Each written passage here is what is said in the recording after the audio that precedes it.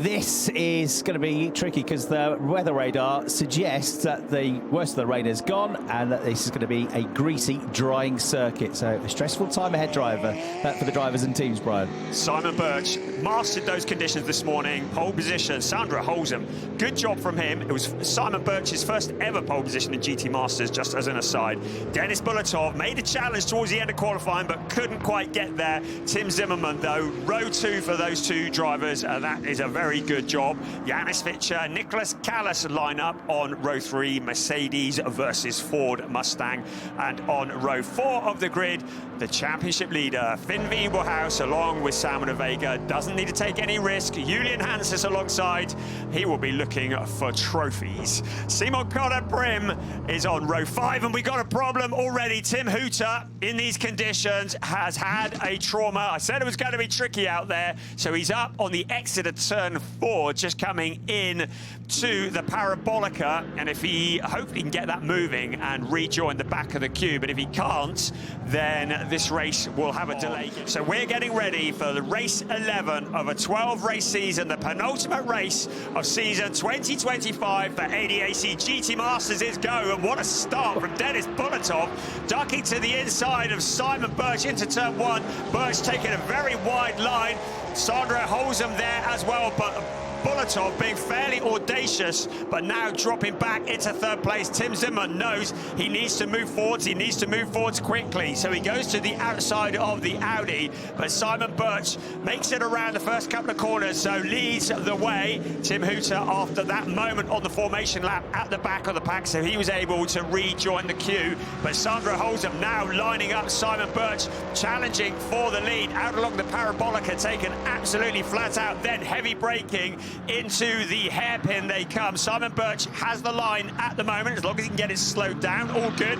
Julian Hanses on the wide outside, going 3 abreast. Finn Wiebelhaus sees Julian Hanses come sailing past, so Finn Wiebelhaus dropping down a position, needs to stay out of trouble. Just getting rid of that bumper coming into the pits now, because it's massively hindering his performance. So Birch leads, gap has been cut. Oh, look at that, Sandra Holzem way out wide. Through comes Janis Fischer in the Mercedes. Holzem's race not exactly going according to plan here. And is it going to be a puncture as well as that problem with the rear bumper? And can they get him back out? And can he stay on the lead lap to have half a fighting chance?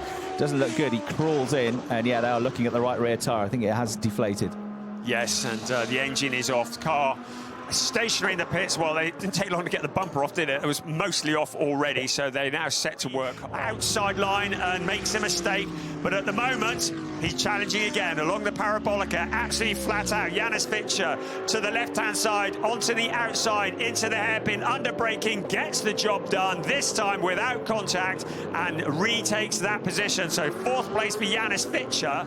But Salman has still got potentially an extra 10 points that he could get from qualifying, because you only get the points from the qualifying session you do. There is the replay of the Mercedes getting ahead of the BMW. At the moment, no penalties, further penalties have been issued as we look back at Simon Conor Prim, who ducks to the inside of Sandra Holzem. That takes the pressure off Julian Hanses just for a bit. Holzem still remains in front in that 6th place, but Simon Conor Prim. The Lamborghini of Simon Conor Prim, half the size of that BMW, almost underneath the radar, underneath the wing mirrors, contact between them. The front right of the Lamborghini taps the right rear corner of the BMW, sends it a bit unstable into turn 16, but into turn 17 the BMW hangs on to it. This is the battle for the final spot on the podium. Going through your shot, Nicholas Callas in the Mustang, only 0.1 of a second clear now of Janis Fischer in his 2nd season of the championship, a race winner at the Red Bull Ring last year, and about to pounce. Down the inside he goes all the way into turn 2, and Fischer is through. So that's up to 3rd place now for the Mercedes. Nicholas Callas looked like he couldn't do a great deal about that to make his one mandatory pit stop, and rather unsurprisingly, I guess, Alex Schwarzer comes in with Alex Fatt, the team leader, to get into that car as quickly as possible. Looking at the record recently of Simon Birch at this track, in GT4, a winner here last year, and in the European European GT4 Championship, a podium as well at Hockenheim. Clearly, Simon loves this place, the former Danish karting champion. And of course, Simon Birch and Leo Pickler won back-to-back races to open the season this year in GT Masters. They were very much championship favourites. They're still in the hunt at the moment, but it's kind of out of their hands. They need to win the race. They need to wish the worst on Finn Wiebelhaus and Salmon Vega. You've just witnessed the onboard view of the driver change. That's Kari Schreiner, who jumps out. Alan Valente will get behind the wheel of the Land Motorsport Audi. The Audi R8, a fairly old model car, the oldest model in this series, but still a lot of pace in it. And the number 68 car in pink and white now with Alan Valente at the wheel. Looks like a bit of hard work getting the net across there in the number 6 car of Tim Hooter, Jonas Karklees, of course, and Emil Jerdrum. Tim Hooter in the sister cars. The 2 cars ahead of him, so that track beginning to dry up a little bit as in comes Nicholas Callas to hand over to Max Rice now. So Nicholas getting out, Max about to get in, each driver bringing their own seat, moulded and fitted to their particular size, dimensions and height as well. And in for what's sadly their second pit stop then comes Tim Zimmerman in the FK Performance BMW, because although it pitted with that puncture and the bumper damage, it's still got to do the mandatory pit stop. It's going to be just a long afternoon for them, isn't it? A lap down now, no real chance of scoring any decent points. So that is the view on board. You also saw just now Tim Hooter handing over to John Paul Southern. Great to have him back in GT Masters. He did 4 races in 2023. The Red Bull Ring was his best, to 5th place. So great to have him back, sharing the seat of that number 6 car. But we're looking at the car that coming into this race was second in the championship. Going to struggle. And having just celebrated a podium in the DTM for a second consecutive race weekend in the DTM with Ricardo Feller as well, after winning at the previous round at Spielberg. So good news that for Alex Fat, because he's a quick driver. He's got ahead of a few drivers already with that shorter pit stop, including Cosseteng and Valente, and also then a couple of others. Into the pits now, though, has come Dennis Fetzer in one of the Ford Mustangs. Great battle has just gone through turn 1 to become the leader of the pit stoppers. Max Rice was being charged down by Alex Fat. They were absolutely nose to tails, went past the commentary box. So Max in the number 3 maroon and white Mustang for HRT, having taken over from Nicholas Callas, and Alex Fat in the white FAC Autotech Porsche.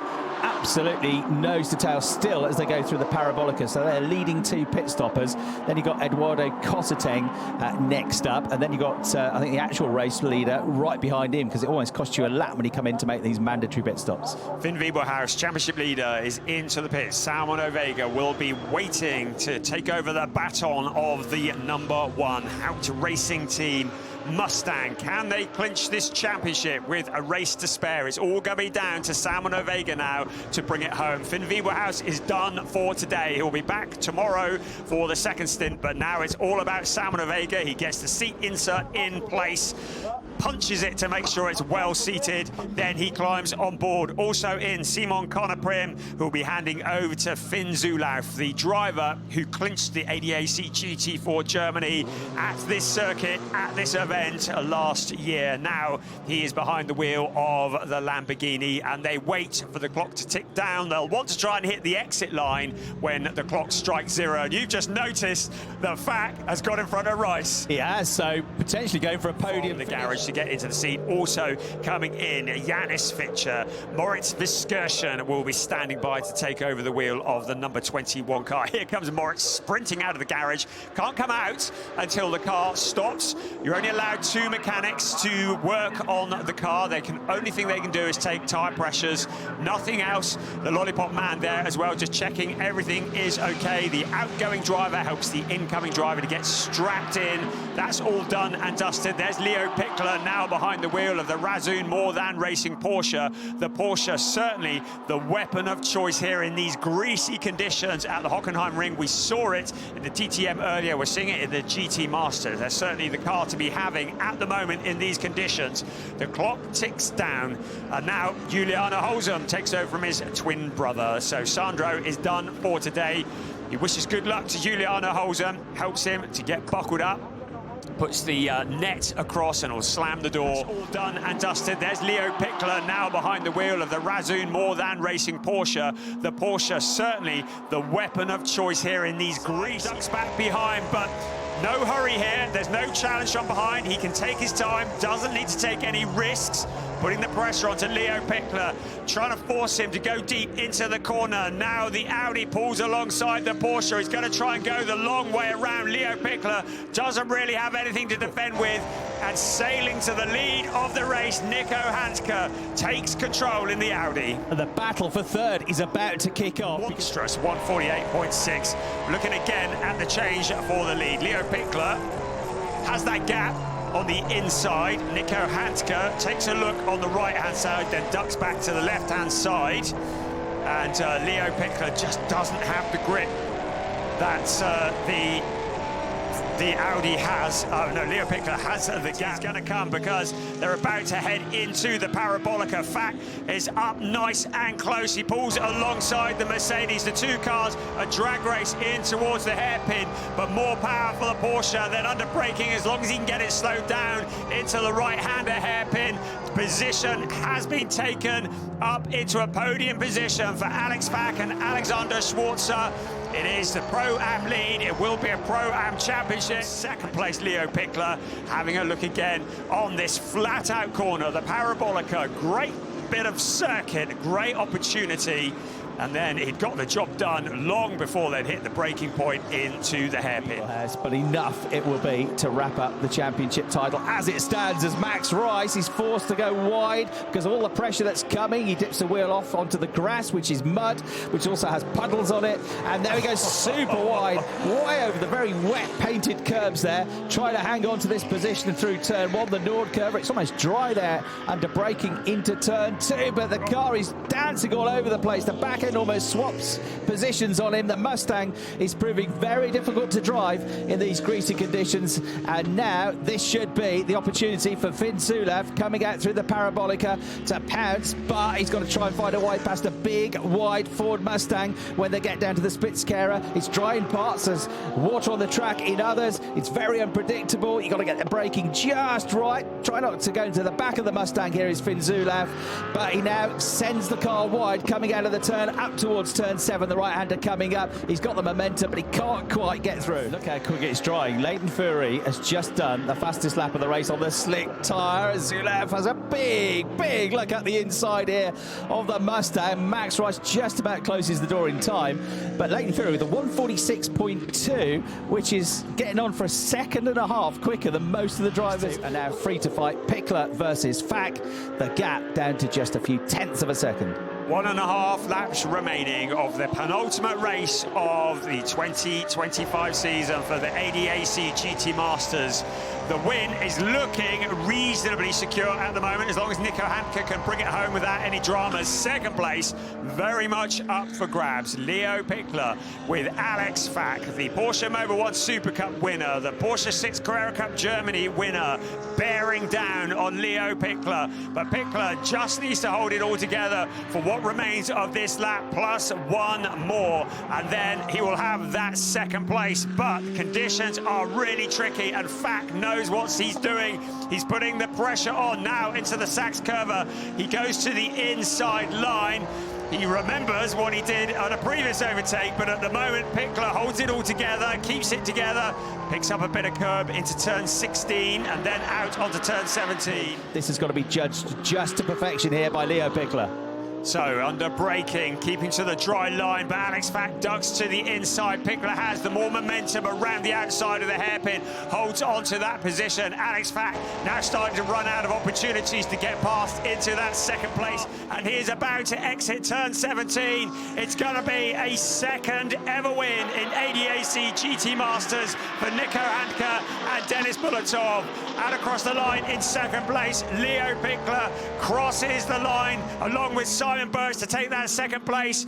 They're able to retain the championship in the Pro-Ams. Alex Pack and Alexander Schwarzer with that third place. Moritz Viskirchen will come next, then Finn Zulauf, but we are waiting for the number 1 car to come across the line. Chicotto's just ahead as we look at Nico Handke, Dennis Bulatov slowing down, but we still wait for the number 1 car to come across the line, because when it does, it will be a championship decided in the ADAC GT Masters. We're riding on board with Juliana Holzem at the moment, but now out of the final corner will come Salman Ovega to win the championship, along with Finn Wiebelhaus, the new champions of ADAC GT Masters. It's a 2nd ever championship for Salman Ovega, a 1st ever championship for Finn Wiebelhaus. It's a face from the past. Herman Tomczyk, the honorary sports president of the ADAC. Great guy.